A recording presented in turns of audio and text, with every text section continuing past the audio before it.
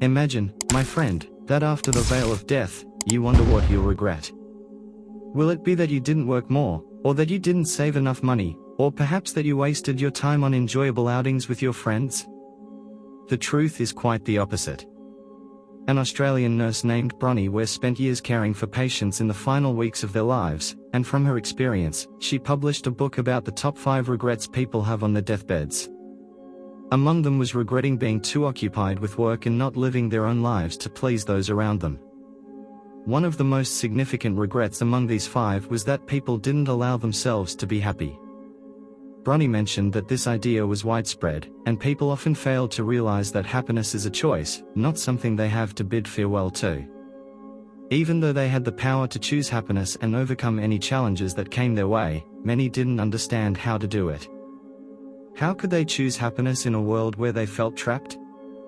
That's what we'll explore in today's episode based on her book, Delving into Happiness, Realism, and Shedding Light on the Darker Side of Life, with Dr. Sherif Aref. Dr. Sherif Aref says that despite the fact that real life is filled with pain and suffering, we can still create genuine happiness within it and deal with the struggles and crises in a healthy way. However, first, we need to dispel a few misconceptions about happiness, such as the idea that happiness has only one form. The idealized happiness we see on social media, which often makes us feel discontented, is a far cry from the simplicity of the past.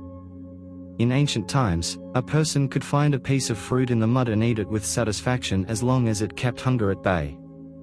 But today, with so many choices, we often feel a sense of dissatisfaction.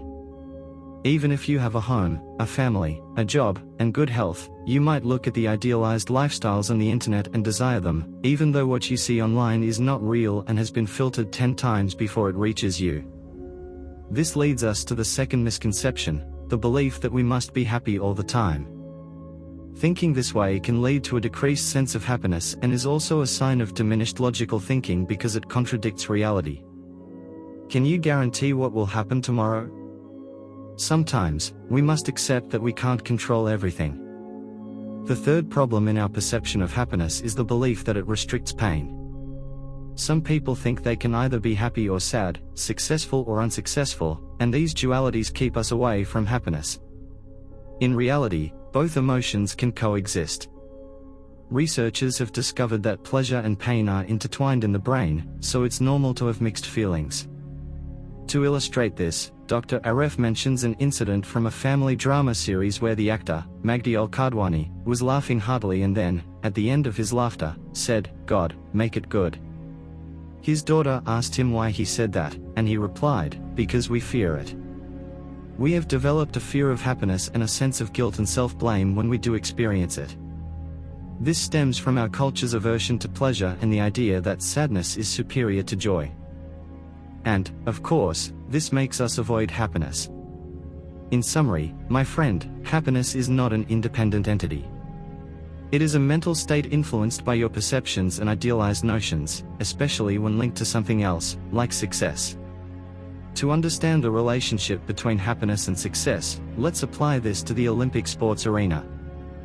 I want you to play 4 roles with me. First, imagine that you have achieved all your dreams and won the gold medal. Describe your feelings.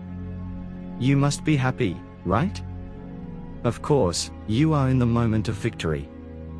Your happiness overshadows everything, and this feeling will persist for a couple of days. But unfortunately, a very trivial question might cross your mind: what comes after you've achieved it all? What do you want now? What have you dedicated your life to? What's next? This question led the famous Olympic swimmer Michael Phelps, after winning 8 gold medals at the Beijing Olympics, to feel a sense of futility.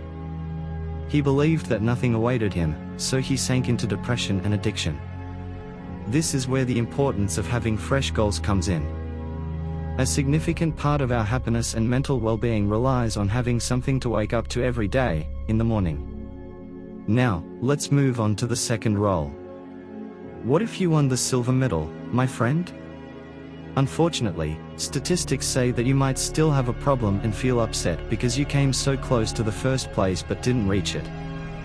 However, there's hope in winning the bronze. Here, you'll be happier than the second place because you see yourself on the edge and are grateful for winning a medal in the first place. In short, it's all about your mindset. So, we've discussed situations where you're in the middle. But what if you don't succeed at all, despite giving it your all? Here, you'll need to learn how to face and deal with failure, something that happens to all of us without exception. How do you do it? You must develop a sportsmanship attitude and believe that failure is an integral part of the training and learning process. You have to get used to it, open your arms to it, and learn from it. And also, get used to it. Imagine the worst possible scenario and think about how you could deal with it. Consequently, if it happens, you won't be affected, and you'll be prepared. But if it doesn't happen, you'll also find something to be happy about in facing failure. Understand that when you don't succeed in something, consider it as temporary and limited, not a permanent characteristic of yourself. Your skills are not fixed, they can be developed. So, have you got rid of the misconceptions about happiness and its relationship with success and failure? Our lives aren't limited to professional achievements or professional failures. Life is full of hardships, difficulties, and shocks. What do we do with them? To withstand life's shocks, we need to develop something called psychological resilience. This means that you can stand on your feet after any setback. How? Before you try to get up, you first need to express your feelings, either through talking or writing. Once you've described your feelings precisely, their intensity will decrease. While talking or writing about what happened, pretend as if it happened to someone else. This will help you detach from the problem and see it from a new perspective. After expressing yourself, it's time to take action, my friend, because no matter how painful the event was, you still need to continue with your life. But we need to understand one thing first. Psychological theories tell us that the human psyche has two parts, a rational, logical part and another irrational part. Each has its own independent function, and the higher functions of the brain try to coordinate between them. This is psychological science, but in our popular culture, we often liken the human psyche to a rider on an elephant. The rider represents the rational mind, thinking it has control, while the elephant symbolizes the subconscious and unconscious mind, which is larger, heavier, and a real driving force behind the person. To overcome any shock, you need to focus on that elephant, because it's the part that keeps bringing up thoughts and emotions. For example, convincing your subconscious mind that smoking is harmful isn't enough to quit. You need to persuade the irrational part within you.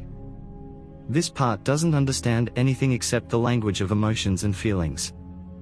To communicate with it, you often have to resort to the language of imagination and mental imagery, as the subconscious mind understands these to heal from what it's been through. A simple example is imagining someone you love when you feel lonely or visualizing a peaceful place when you need to reduce stress. The key is to calm that elephant, and, after you've calmed it, you can change your past. No, I won't tell you how to manufacture time, but I'll tell you how to manipulate and overcome this painful memory. You can create an alternative ending for the situation in your mind. For example, if someone hurt you, imagine them apologizing to you.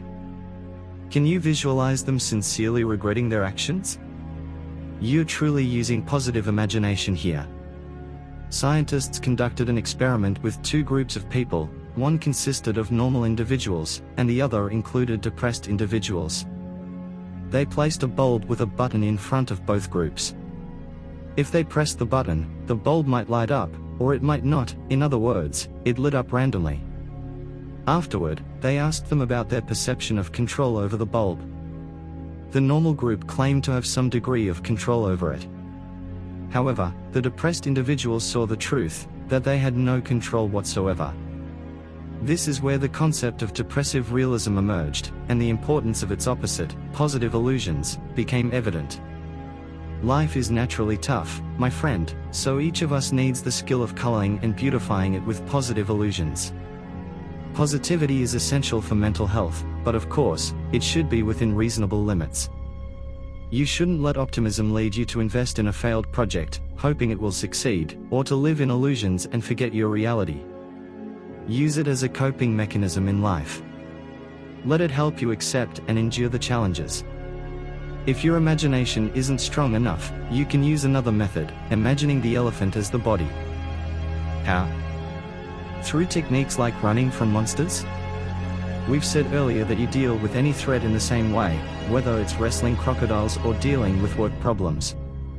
In both situations, your body releases adrenaline and cortisol to make you motivated to face danger by either fighting or fleeing. However, since wrestling crocodiles is rare these days and you can't attack your boss, you might channel this energy by engaging in physical activities or sports. This helps your body cope with the stress and tension and is an excellent way to improve your overall well-being. Cortisol accumulates in your body, and unfortunately, it has a negative impact. So how do you release it? It's simple: fight or flee. Seriously, engage in physical activity that your body expects, or do some housework, or go to the gym, and you'll calm down.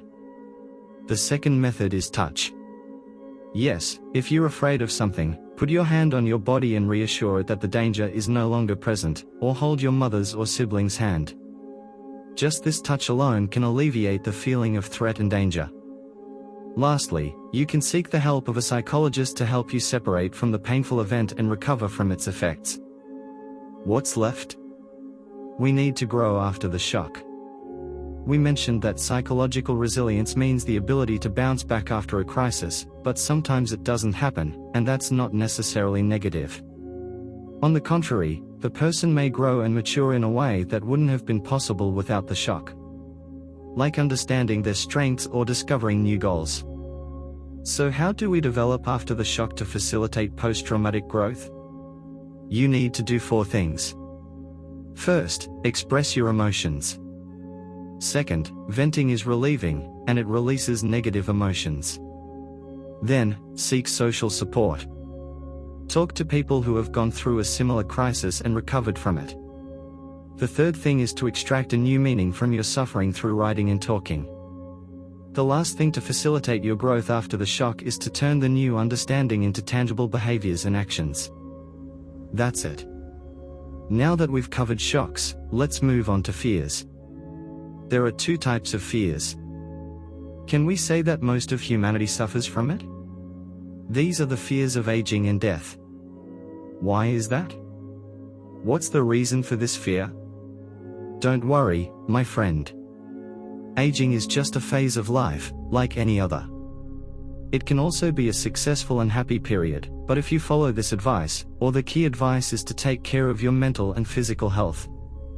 Also, it's very important to be mindful of your mental image of aging, because if you believe that exercise isn't suitable for older people or is a futile attempt, you probably won't engage in it as you age.